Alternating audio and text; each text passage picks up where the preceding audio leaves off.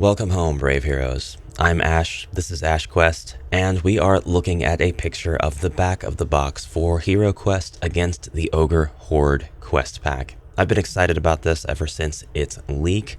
I have been excited about covering this specific image and the contents on the back and the speculation thereof all weekend long. I've had a lot of really kind viewers and supporters of the channel reaching out, showing me links to different discussions about this, showing me the back of the box, showing me the news, and I've been geeking out about all of it, I promise, all weekend long. I have called this expansion my favorite HeroQuest expansion, despite the fact it never released in the US prior.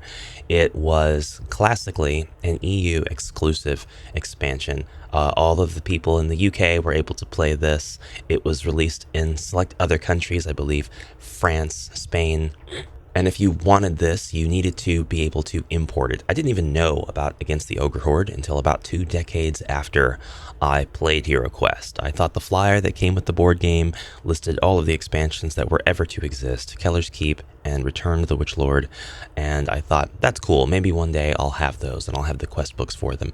Little did I know, there was a whole world beyond that. 2 more X-Packs, US exclusive, 2 more X-Packs, EU exclusive, and I was really excited, really excited to see this image and to see what we know about this now, what has been confirmed. Things that I've speculated that I've been right about, I'm very happy to be right about the things that I have guessed right on this one, for sure. And we're going to go over that, we're going to talk about all of that today here on HeroQuest. So first of all, we're going to address the elephant in the room, and by elephant, that's probably really mean. I mean the ogres. We have huge ogre sculpts. This was something that I hoped they would do, Avalon Hill being they.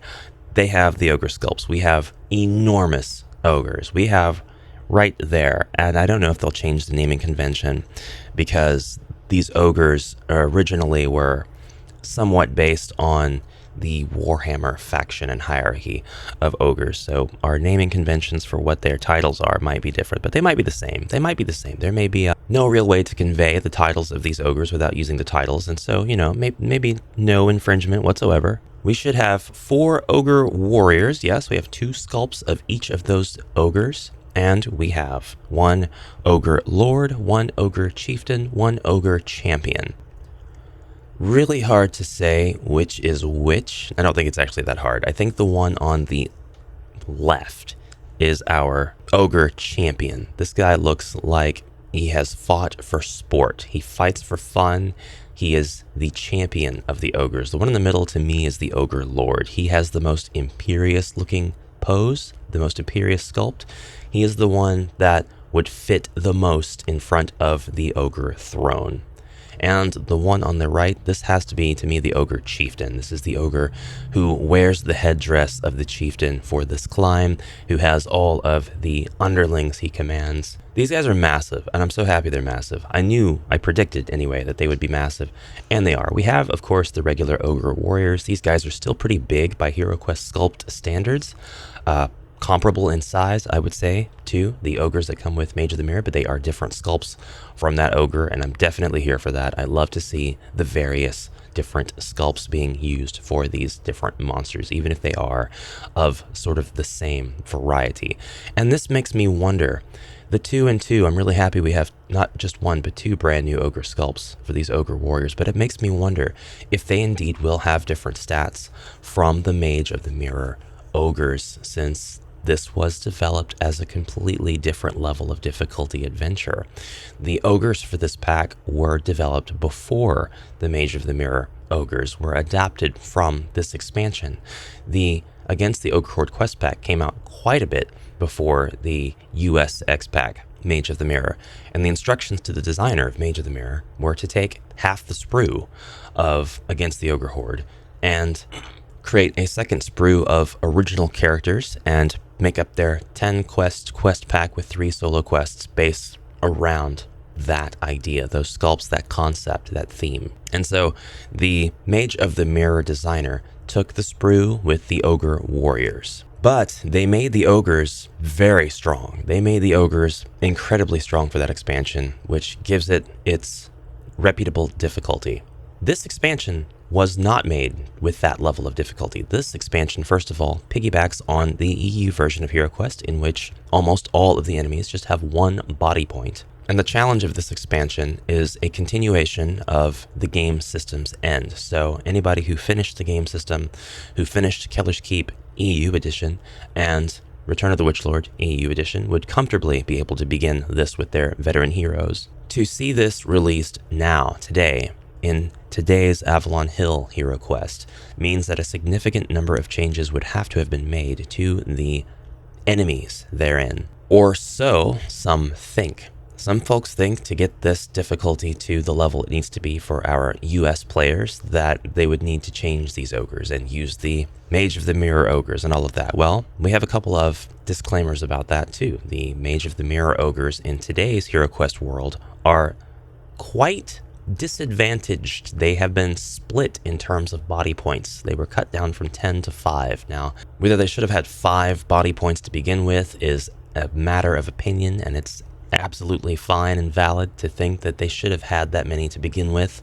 Will these ogre warriors have 5 body points? I've long been expressing my desire to see the return of the variable body point tracker. If I get that, I will probably make a video only about my excitement and happiness over the variable body point tracker. But there's a lot of people who have argued that's not going to happen now. There's no way they're going to do the body point tracker. I think every 100 commenters, there are 3 that are in support of the tracker.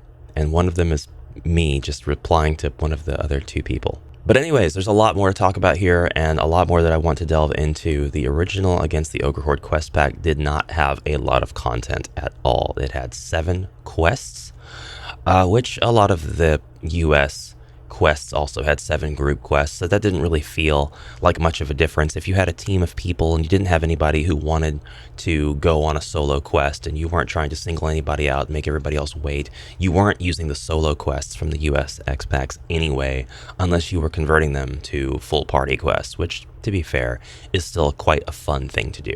But what Avalon Hill has chosen to do here is actually make an additive change, and they've extended this 7 quest up to their 10 quest, so still following the 10 quest per expansion convention. It's a great thing to see. I love to see the additive changes. I love to see the additions of quests, and we have the confirmation of that because in the contents listing they say quest book featuring 10 quests. We don't have confirmation yet if any of them will be solo quests. I don't think that they would be, but that's still anyone's guess at this point. Folks have argued against that. They've cited the interview at Gen Con. They've cited this and that. None of that really matters to me. I think it's still possible, but we'll see. We'll see when we get the expansion opened up. We have the sculpts of the doors here, and I'm pretty interested in this giant-sized portcullis. We have 2 of these. There are 2 of these that come with this expansion. They did not come with the original expansion. So I am speculating that this has something to do with the fated arena mechanic of this X-Pack. We have had the news that this contains something called the arena. Is this going to introduce an entirely new way to play? Is this going to somehow retroactively take the things that you've gotten for this IP already and allow you to play with them in a brand new way? I really hope so. I'm excited to see what the arena entails. We know that the arena is an Avalon Hill original. Some folks are talking about the arena as it was back in the first edition of the EU version of the game, and I really don't think there's probably any relation to that other than maybe a foundation of inspiration. An arena is something that a lot of HeroQuest homebrewers have made for their own game systems, and they didn't necessarily base them on the arena from that elusive first edition. And if the arena didn't make it into later editions, there was probably a pretty good reason for it, but I think that it was probably paid very much attention to, developed to be its own fully featured mechanic, and we're going to see how it plays out with this expansion. But the doors do excite me because I have long thought that we have needed double wide doors. It doesn't necessarily imply or explicitly show or anything like that, but wouldn't it be so cool if these doors were in 2 pieces and you could lift the portcullis parts out, creating that sort of archway that would now be considered open? It does seem strange to me that there are 2 giant doors, but they are closed. We have no open door equivalents. Doesn't that seem like it would be a really cool idea to be able to open those doors manually and thus have two giant-sized open doors that would introduce a world of possibilities and a world of hurt to our heroes who are accustomed to doorway combat? That's not part of my speculation. I don't necessarily think that that's what's going to happen. That would be pretty unexpected. But if you do look closely at this sculpt, it does kind of seem like this edge here is open, as if this is a slot through which this door would slide right out. I don't know. You tell me what you think. Am I going crazy? Do I dare speculate? We also get 4 doors. We did get original Ogre Horde door tiles in the early expansion. So these aren't surprising to see, but they are welcome here. We see the plastic ogre throne. This is a double wide ogre throne. It bears this animal motif that we have seen in the imagery related to the arena. We saw this animalistic face at Gen Con in the sculpt of the giant arena. I'm really happy to see the giant throne. I'm happy to see that's plastic too. Part of me was like, could Avalon Hill find a way to troll us by having something cardboard in here? No trolling.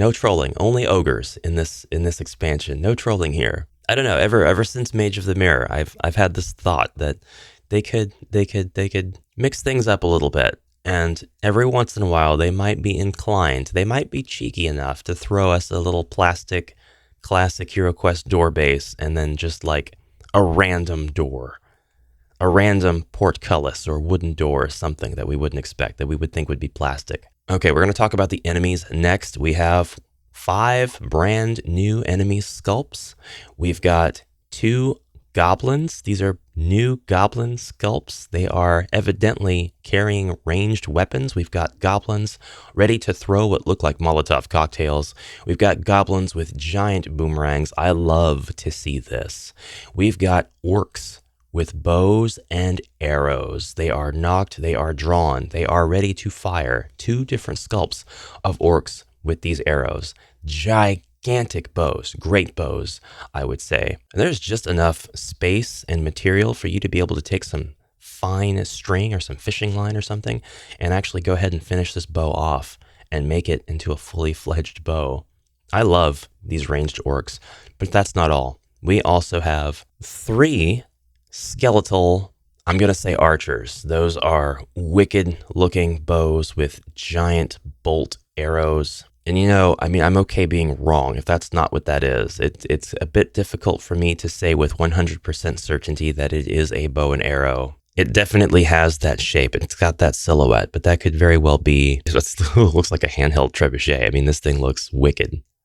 Ballista, that's what I mean to say, not trebuchet. But for all intents and purposes, skeleton archer ready to attack from a distance. It's so cool to see these sculpts, and I've been really geeking out about this. This is probably my favorite part of this whole expansion, and I love all of the things here so much that it's not an easy thing to say that that's my favorite, but I've always thought more sculpts of the same enemies. More sculpts of the same enemies is a great thing because it allows homebrewers to take the sculpt of the enemy and posit it as a special enemy, visually representing a special enemy within a group. You have so many possibilities for these enemies, even if they are presented in the exact manner they were in the original Ogre Horde quest pack, with the updated US stats rather. Now the global stats, the global amount of body points per enemy, which actually that means nothing changes. Everybody still just has like 1 body point for these guys. But you can now take archer orcs and place them in a room, and now your players will know those orcs definitely have crossbows. There's no interpreting to be done here. They are definitely archer orcs. We need to strategize accordingly. Our heroes can see into this room. Our heroes can see that these orcs have these great bows. They are nocked, drawn, they are trained on us. There's no metagaming here. You are explicitly showing us they are ready and poised to attack with ranged weaponry. Let's think about what to do next. And the same thing with the goblins that have the boomerangs, with the goblins that have the pineapple bombs, with the skeletons that have these ballistae, hand ballista.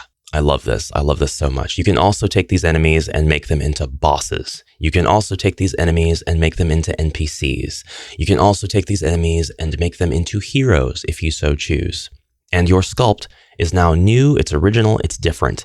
This is one of the few expansion packs that I personally think would be worth buying 2 boxes of, because then that means you have even more special sculpts of all of the very, very usable enemies here. Everybody here is very usable, and you can take and use these guys in other expansions, in your own homebrew creations. I'm so excited about the different sculpts of enemies here. And plus, it would be awesome to buy 2 of these boxes to get one of each of the ogres. All right, now to address one of the last things about this expansion that we know of, and that is the heroes, the red sculpts here on the back of the box. We have not 1, not 2. We have the convention absolutely smashed. Avalon Hill showing us that they are not afraid to break through expectations, to take their established patterns that we speculate over and analyze and completely twist them. There are 3 different sculpts here in red. What are we seeing? Who are these people? What's going on? So you can look at these, you can see the bases, you can compare the scale of the bases with your own eyes. These are short heroes. These are heroes that are not being shrank down by any means to look the same as their other sculpt counterparts. You can tell from the scale of the bases that these heroes are simply much smaller than normal heroes. And that's great. That implies to me that these are either halflings, which we do have a halfling officially in the form of the warlock. She is referenced as a halfling in her design notes published by her artist, Shauna Nakasone. And we have access to that on Hasbro's Pulse page for HeroQuest's initial release. And these could very well be halflings. They could also be some new race like gnomes. I think it would be really practical to just keep them halflings and add on to the existing halfling lore, what little of it there is, instead of saying it's a brand new race. So to me, these are halflings. To me, they're also druids, because as somebody has already pointed out, these 3 cards right here are essentially your cards that come with the druid for the mythic tier.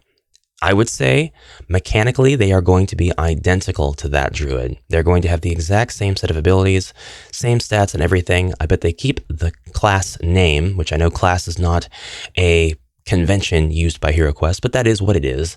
It is a class called the Druid, and I'm sure that they're going to keep all of the same stats and limitations and everything. I think we can expect to see some minor changes to the wordage on the cards. That is something Avalon Hill has done. They have updated the terminology, or they've updated phrases just to make things a little more clear. I think they will continue to do that here. So folks have pointed out, there's 3.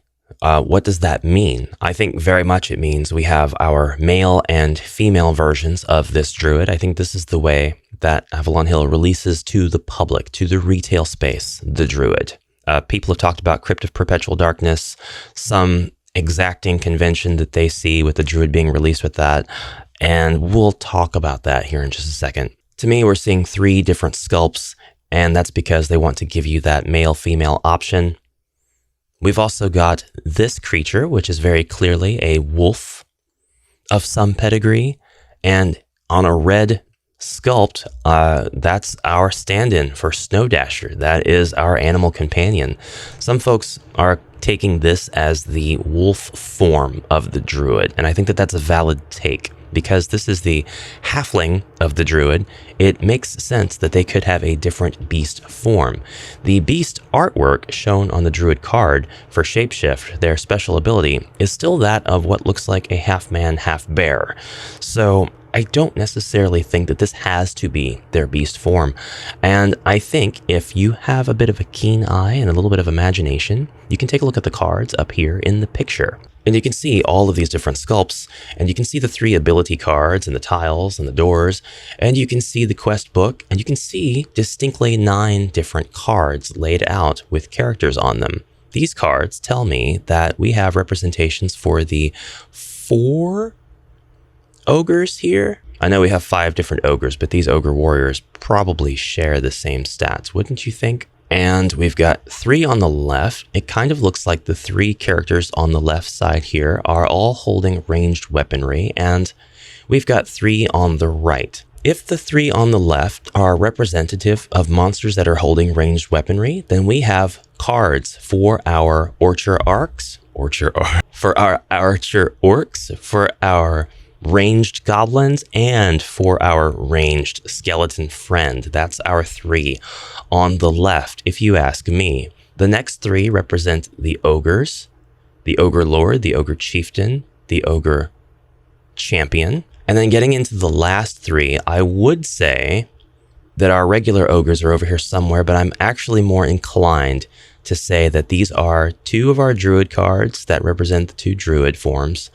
And then this third card, it looks to me like the wolf is on this card. So if that is the case, if my eye does not deceive me, then this card is for this wolf. And rather than being a shapeshift alternate sculpt, such as was the shoehorning of the gargoyle sculpt, mythic tier version in Prophecy of Talor, well, to me, this is just a distinctly different character. This is a third hero. So to me, this is the companion that can be the wolf. And Snow Dasher was teased as a lead-in to what could be a concept to new companions, a companion system, if you will, for HeroQuest back in the quest that Hasbro Pulse released on their website. I believe it is available to play in the app as well. And in that quest, it is sort of a prelude, a prequel to the Frozen Horror. And you get a friend. You get Snow Dasher, the wolf. He's got his own set of stats, own body points, can be controlled independently of the hero. I don't think Snow Dasher can open doors, but there's nothing saying that you can't homebrew your wolf to be able to open doors. I've seen dogs do it. It's not at all unheard of for an intelligent beast to go and paw at the handle, opening the door. And you know what? The size of this wolf, he could probably just burst through the door anyway. And since we never close doors in HeroQuest, it can be safely assumed that the heroes are kicking down the door to begin with. Anyways, that's just me. I do see this as being 3 cards for our common enemies, 3 cards for our large ogres, and then 3 cards for our 2 druids and wolf. But I would say it's a safe bet that a lot of people will use this wolf as the druid's shape-shifted form. I think it's a safe bet that a lot of people will use this wolf for companions such as wolves that they have been homebrewing for a long time. And hence another great reason to get 2 of these expansions at the same time. This is what makes me an Avalon Hill shill. This is what makes me a hill shill. I am such a hill shill for this stuff like this.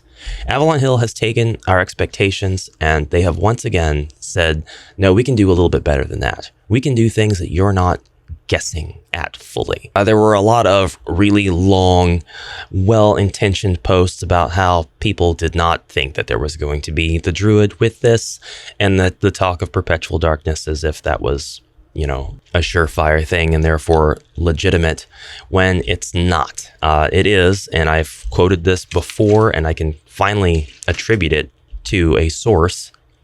According to an Avalon Hill employee, Crypt of Perpetual Darkness is locked behind a Joe Manganiello door. When you have licensing and rights and papers that you sign behind closed doors that the public are not privy to, these things can and will happen. Do we know for sure that Crypt of Perpetual Darkness will release? No, we do not. It is not a surefire thing. You can accept or deny that, but it is what it is. And I think that that's okay. For the completionist, the mythic tier still exists in secondhand form. There are still ways to get a hold of this quest. For the practical HeroQuest enjoyer, this isn't one of the best quest packs out there anyway. And the Druid is not explicitly tied to this quest pack. The Druid really has nothing to do with the quest pack. It just became a convention for people to mentally compartmentalize different heroes from the mythic tier to the different expansions. And when we got Prophecy of Talor and Spirit Queen's Torment, we got the Warlock and Orc Bard. We got the Orc Bard because the Orc Bard is actually mentioned in Spirit Queen's Torment. That's one I'll give everybody a pass on. That hero was designed for that expansion. But the Warlock didn't necessarily have to be included with Prophecy of Talor. That said, I do understand if people think the Druid could have been released at any other point, so it absolutely does make sense that the Druid is released with Crypt of Perpetual Darkness. And since we don't yet have a Druid, and we're not sure if Crypt of Perpetual Darkness will be released, it does make sense that Avalon Hill have that easy way out option of simply giving us another way to play the Druid. And so that is what we have here. And I'm afraid this only deepens the discussion rather than closes it on whether or not we'll get the Mythic Tier Druid available for retail release, whether or not we'll get Crypt of Perpetual Darkness. But the fact remains, we do have a Druid now coming to retail. It may not be the one that so many people have criticized for her appearance, bowl of fruit hat, which was actually her ponytail, or headdress, I suppose, and people who don't know how to play her saying that she's the weakest hero out of the entire roster. Do I have a surprise for you? Come at me in the comments below. She is tough. She is one tough cookie, but come at me. I'm too happy to care. I'm too happy about all of this to care. There is one thing that I wanted to point out about this expansion also that I was totally right about, and I'm not going to eat crow on this. And I'm so happy that I was right about it because, yeah, Ash is getting on his high horse for this one. This means a lot to me, so I'm definitely going to talk about this. There is no merging of any content of any kind here. We do not see the Fabled Dwarf expansion pack contents merged here. We do not see Wizards of Morcar merged here. We see Against the Ogre Horde standing on its own because it always could stand on its own. It was released by itself in the old days. It was not merged with any content when it came out. The company did not feel as if they needed to justify its release by adding more content. What they created was the content. 7 quests, 7 ogre sculpts, no additional enemies, no additional heroes, 3 room tiles, which, by the way, I fully expect to see all 3 of those room tiles. You can definitely see 2 of them here in the picture. You can see this room here. You can see this tile right here. You can see the 3rd tile right behind this tile. One of these tiles is enormous. It is huge. It represents the outdoor section of the board, which appears in 2 quests in the original. And if you flip it upside down, well, I'll actually just show you. These are the 3 tiles that come with the classic version of Against the Ogre Horde. They are all double-sided. Oh, my camera is not going to let me do that, is it? My camera is not going to let me do. Here we go. This is one of them. It is the chasm tile. We turn that around. We have a perfectly serviceable room. This tile is a 4x5. We have a 4x4 tile, which I like to call the Pier 1 Imports tile, because on one side is an elaborately fashioned mosaic tile flooring. And if you turn it around, you get a beautiful Persian rug, which can be yours without any duty fees or import taxes. That tile is a 4x4. And then we have the massive 8x7, just pit of inferno room. Heroes can fall in this expansion to their dooms. And on the other side is the great outdoors. Beautiful classic artwork that represents the outdoors. You escape to the outdoors in this classic expansion. I'm not sure exactly if we're going to see 3 prelude quests before the reworking of the initial 7, or if the 3 new quests will come after the initial 7, or if they'll be sprinkled kind of in the middle and to both ends, or some other configuration. It'll be really interesting to see how they do that. The back of the box, the text on the back of the box here is different than the text on the back of the original EU release. The new text says, "Restless whispers drift through the villages on the outskirts of the realm, speaking of the violent and sudden incursions of the ogre people on communities previously untouched by them. Zargon's latest plot has ensnared the Ogre Horde, a powerful but isolated clan of ogres to the north. Playing as one of HeroQuest's brave heroes, you must enter the World's End arena to prove your mettle as warriors. Locate the hidden lair of the Ogre Horde and weed out the root of corruption at the heart of their clan. Battle at the World's End tournament for glory and gold. Take up the tournament gauntlet and challenge Zargon's might in a specialized combat system. Will you emerge victorious?" Love that. Love that so much. But the thing I have to be victorious about here for myself is that I knew in my bones there was not going to be any merging of content. I don't want to put anyone down for their speculation. That's not what I'm here to do. I'm here to praise people for their speculation. But personally, if there was one thing I've ever thought was just a silly notion, an outright dumb idea, it is the thought that any games company would take 2 existing standalone creations and merge them to save cost or time. This doesn't save cost. It doesn't save time. It doesn't actually add new content. It robs you of the potential to release these 2 things by themselves. It actually does the opposite of save time or money. There were people who had the sentiment that, well, I'd rather see that than not see them at all. But I just don't think not seeing them at all is a viable option. Yes, it's possible that we'll never see the Dwarf expansion pack. But if that possibility is there, it's because it always was there, not because of any potential layoffs affecting the future of HeroQuest or expansions being done in such a way that they just don't sell well. If that stuff is on the cutting room floor now, it's because it always has been, and it never was being worked into making it into retail. We don't have any sort of merging of the Dwarf expansion, which was unreleased and finished only to some degree by its creator in the States. Nor should we have, nor would we have, nor could we have, because that was made by an independent author of the creator of Against the Ogre Horde. It doesn't matter that they would have shared monsters on sprues. It doesn't matter that one has ogres and the other has ogres. The inclusion of the ogres in Mage of the Mirror and the existence of Against the Ogre Horde here as a standalone quest pack prove that Avalon Hill have the capability, and it wouldn't take much to create two completely standalone different products, even that utilize the same sculpts. And these sculpts aren't even the same. They're different sculpts. We see different sculpts in Mage of the Mirror for the Ogre Warriors. If anything, I'm surprised and kind of shocked that they used the exact same sculpts for the Elf Archers and Elf Warriors between Mage of the Mirror and Rise of the Dreadmoon. They didn't change the sculpts on those. They didn't have to change the sculpts for the Ogres here, but they did. Not only were these two different games made by two different people, they were built on two different systems. The HeroQuest US game system, which has a higher difficulty level, and the implications of constant combat versus the reward you for exploring notion and easier combat of the EU game system. To take these things and merge them would require a lot more work, as now the designers of, well, whoever would be responsible for merging these and making them into a marketable product would now have to update the rules of the EU campaign to match that of the US and figure out a way to make this work within the lore. All of the game system expansions should have their own lore. They need to be products that are marketable as standalone, so that the only thing that you have to do to be able to play these, to enjoy them, to buy them, is play HeroQuest. And yes, we've all seen that Avalon Hill has an established suggested lore order. In the grand scheme of things, this really means nothing because their products are not tailored to come exactly one after the other in any sort of series.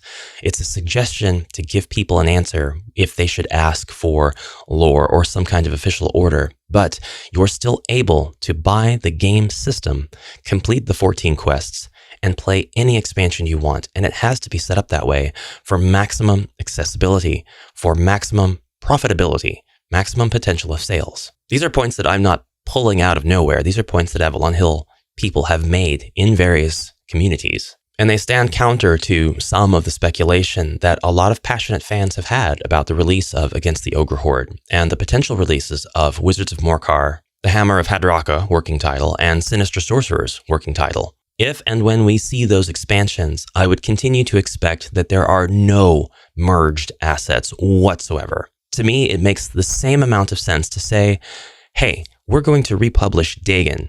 It's a classic H.P. Lovecraft short story, but we can't republish it because it's too short. We'll have to add something onto it, merge another story onto it, if you will.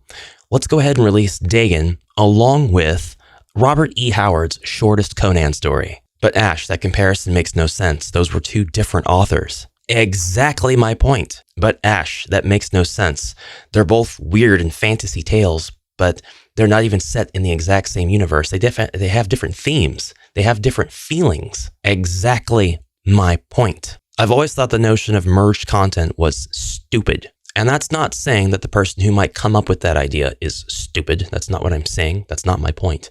The notion itself is just, to extrapolate on it and defend it is just something that I thought was a waste of time. But I'm wasting my own time and yours talking about it. So moving on. This gives me so much hope for the future of HeroQuest because it means that the designers about this stuff, the redesigners, if you will, in many cases, do truly care about the representation of the product, not just the representation, but the representing of it. That's not a word. It's the same word. Isn't it the same word? It's the exact same. I'm saying re-apostrophe presenting. They're presenting it over again. Anyways, that's my rant about against the Ogre Horde. That's my geeking out about it. I'm absolutely going to get this and unbox it here on the channel. We'll be talking about all of the miniatures. We'll see all the cards. We'll see the double-sided tiles. We'll do a direct comparison with the classic version of the EU expansion. And we will do all of this while we geek out even more. And I hope that you all look forward to that. And I really do thank you for watching this video and indulging me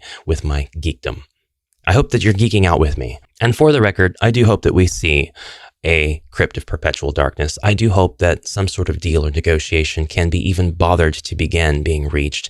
I don't know if that's even in the works. It's possible that it's not. But I hope that it can be, and if it is, that we'll see new sculpts, we'll see additions to that. New tiles, new sculpts of common enemies, new furniture, new elements that we didn't previously have. And maybe even a brand new hero that we couldn't even have anticipated, that really had nothing to do with the original, but was just added in for flair, much like the Druids here in the Against the Ogre Horde quest pack. Guys, if you like HeroQuest content, I hope you'll subscribe to HeroQuest. I do a lot of this kind of content, as well as unboxing. I unbox retro and even vintage dungeon crawler games. I call attention to new Kickstarters that I think are notable and reputable concerning dungeon crawlers and dungeon crawler adjacent board games. And I have a lot of content planned for 2024, so please check out some of the other videos on my channel and see if I might be your cup of tea. That's it for me for now. Thank you again for watching, and I'll see you in the next video. Until then, brave heroes, onward!